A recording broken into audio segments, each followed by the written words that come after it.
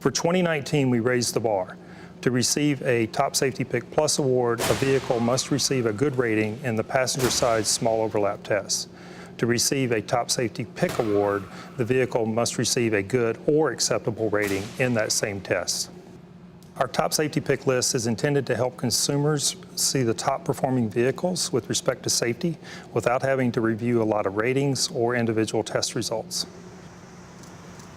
Among the vehicles that qualified for an award this year, more than half of them have a front crash prevention system that is offered as standard equipment, and our ratings encourage headlights that help drivers see further down the road while not blinding oncoming drivers.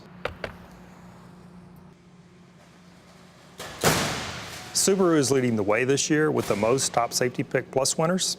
Other standouts include Hyundai Kia, Honda, Mercedes-Benz, and Toyota. Among major U.S. brands, all but one, Fiat Chrysler, are missing from the list at this time. We have no models from Ford, GM, or Tesla on our current list. Automakers always have the opportunity to add vehicles to the list.